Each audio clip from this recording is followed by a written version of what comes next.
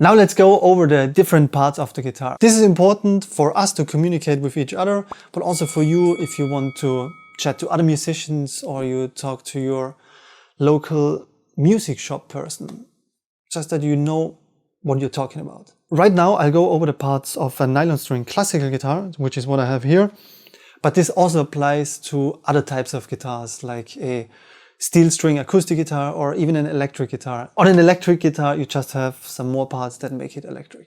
So let's not worry about this too much now. Alright, so this is the guitar. We have strings here, 6 on a guitar. If I go over to my left, these are the tuners or tuning pegs on the head of the guitar. And if you twist it, this makes the string go down or up. That's important for tuning the instrument. Now if we go back, this is called the nut. This is where the strings rest before they go into the tuners.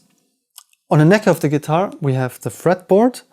The fretboard contains the frets. These are these metal strips running down vertically. And on loads of guitars you have markings on the frets so that you know where, for instance, okay, here is the 5th fret, here's the 7th fret. On a classical guitar very often there are dots. They didn't even give me dots on this guitar, so I had to make my own markings. And it's just a way for you to navigate a bit quicker and easier. Now over here we have the body of the guitar. It contains the bridge. This is where the strings are fixed. And here we have a hole, and it's called the sound hole, where all the sound comes out of the guitar. How you hold your guitar is very important as it affects the quality of your playing and your practice. And also we want to avoid any pains or aches. To assist your playing, you might want to pick up one of those. This is called a footrest, and this is where you rest your foot. And it's just a very good tool that helps you to be in a much better posture while you play the guitar. Let me now show you 2 different ways of holding your guitar. The first way is called the casual method. It's like when you see someone picking up a guitar, very often this is what they would do. If you're right-handed, you put the guitar on your right leg, and if you're left-handed, you put it on your left leg. And then just sit nice and straight, don't bend over, don't lean back.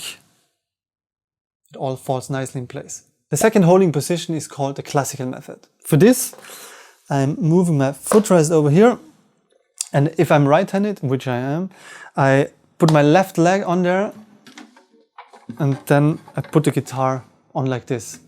If you're left-handed, you put the guitar on your right leg.